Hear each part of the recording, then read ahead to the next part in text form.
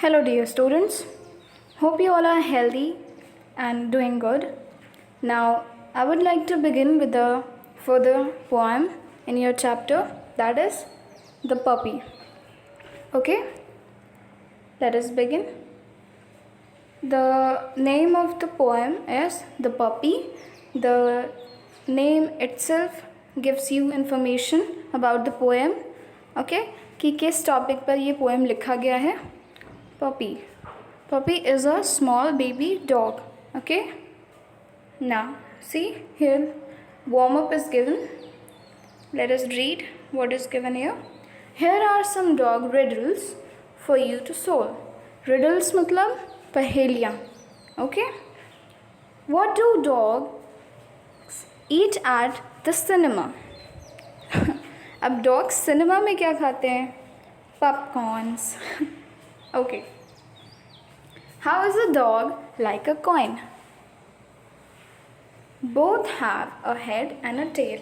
Coin also has head and a tail. Okay, the two sides of the coin, one side is called the head and the other side is called the tail. Same as the dog also has a head and a tail. What do dogs love to collect? They love to collect fleas. Fleas is a type of insect which troubles animals like dogs, cats and the hairy animals. I would give you a picture of it. Just wait. This. Can you see it? These are called fleas. Okay? Now, which dog can tell the time? A watchdog. Okay? These were like a riddle. पहेलियाँ थी ये आपके लिए. Now let us move to the poem. Okay. In this poem, students, puppy के बारे में बात की गई है कि पपी कैसे क्यूट होता है, छोटा सा होता है और वो बहुत सी शैतानियाँ करता है, बहुत सी मस्ती वाली काम करता है. Okay, let us begin.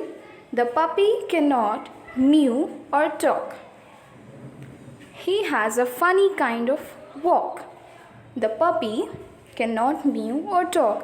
इसमें कह रहा है कि पपी म्यू नहीं कर सकता. म्यू का मतलब जो कैट होती है ना, वो म्यू करती हैं और टॉक नहीं कर सकता, मतलब बात नहीं कर सकता puppy. He has a funny kind of walk. तो जिस तरीके से वो चलता है वो फ़नी तरीका होता है, बहुत ही फ़नी तरीका होता है वो. His tail is difficult to wag and that's what makes him walk zigzag. And जो उसका टेल है तो उसी के वजह से वो zigzag चलता है. Okay? Tail plays a major role in the posture of walking for the dogs. Okay? Now see, he is the kitten of a dog. Kitten को हम लोग बेबी को दर्शाने के लिए यूज़ करते हैं. ठीक है, किटन का मतलब बेबी होता है. तो he is the kitten of a dog, मतलब वो डॉग का बच्चा है. From morn till night he is all agog. From morning, सुबह से लेकर रात तक वो agog रहता है. agog का मतलब हमेशा एक्साइटेड रहता है. ठीक है, हमेशा उत्साहित रहता है कुछ ना कुछ मस्ती करने के लिए. Forever seeking something new.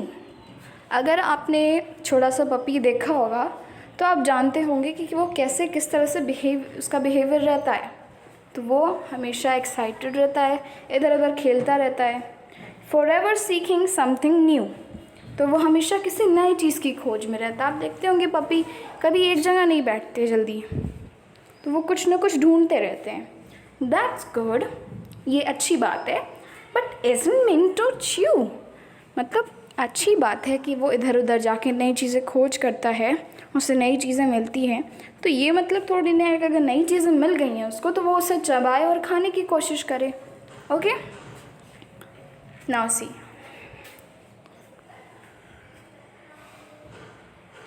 He roams about the tulip bed and chews the flower white and red. Now the another mischief is given about a puppy एक और शैतानी दी हुई है पपी के बारे में कि वो tulip bed is called is referred to as a tulip garden, जहाँ पे ट्यूलिप फ्लावर ढेर सारे उगते हैं तो उसको ट्यूलिप बेड कहते हैं। He roams about the tulip bed. Roams का मतलब है खड़बड़ी कर वहाँ पर जाना, मतलब देखिए यहाँ पे प्लेज रफली एंड नॉइजली, तो उस फील्ड में जाकर वो रफली खेलता है, मतलब वो ट्यूलिप बेड को बिगाड़ता है, फ्लावर्स को नुकसान पहुंचाता है। And chews the flower white and red, और वाइट एंड रेड कलर के जो फ्लावर्स हैं उनको वो खाता है। And when the gardener comes to see he is sure to blame mama और मी, और फिर जब गार्डनर आता है देखने के लिए तो फिर पपी हमें ही ब्लेम करवाता है ना, वो गार्डनर हमें ही ब्लेम करता है कि आपके वजह से ऐसा हुआ। Now see one game that can not ever fail to please him is to chase his tell.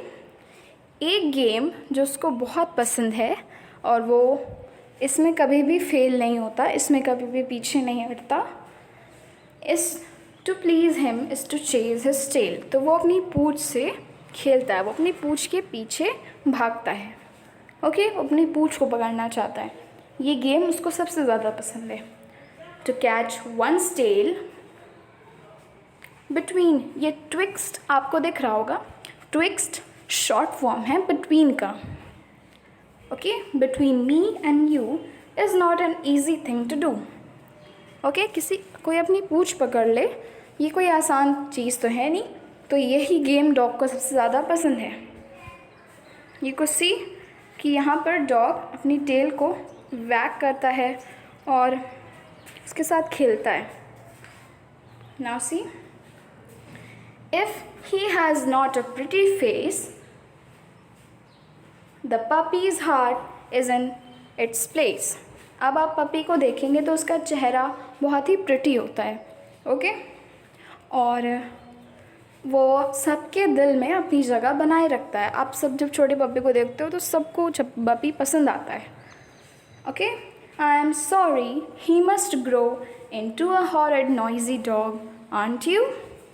Okay, तो ये तो आप जानते हैं कि जैसे जैसे पपी बड़ा होता है वैसे वैसे उसकी क्यूटनेस ख़त्म होती जाती है और फिर वो हॉरिड बन जाता है, मतलब सी वेरी बैड। तो वो फिर अपनी मनमानी करने लगता है और ऐसी चीज़ें करता है जो दूसरों को नुकसान पहुंचा सकती हैं। और नॉइज़ी डॉग, जब बड़ा हो जाएगा डॉगी तो जब वो भौंकेगा या बाक करेगा तो उसका जो नॉइज़ होगा वो इरिटेटिंग हो जाता है, पर पपी जब बाक करता है तो अच्छा लगता है। Now the poet Oliver Herford is referring to us also. ये जो आखिरी की 2 लाइन्स हैं ये हमारे लिए भी हैं कि जब हम छोटे होते हैं तो हम अच्छे से बिहेव करते हैं ना, सबको प्यारे लगते हैं, पर जैसे जैसे हम बड़े हो जाते हैं हमारे अंदर बहुत सारे चेंजेस आते हैं। कुछ ऐसे चेंजेस भी आते हैं जो अच्छे नहीं होते हैं, हम लड़ना झगड़ना शुरू कर देते हैं, तो ये बिल्कुल भी अच्छी बात नहीं है। Okay, this is all about the poem here. This poem was about a puppy, कि पपी कैसे छोटे में शैतानियाँ करता है और फिर जब वो बड़ा हो जाता है तो फिर वो क्या करता है। Okay, now you have answered this question with reference to the context and answer these questions. See, one exercise is given here. What do the first 2 lines of the last stanza mean? Choose the correct option. Okay, the puppy is healthy though it isn't pretty. The puppy is kind and good looking. The puppy is good and kind even though it is not pretty. तो puppy तो good and kind रहेगा पर वो अब pretty नहीं होगा, वो अब क्यूट नहीं कहलाएगा जब वो बड़ा हो जाएगा तो। Okay, tick on this C1 and the rest of the question answer you will get a PDF form of that. Okay, so you have to write there. Now I would stop this video. Please do write in your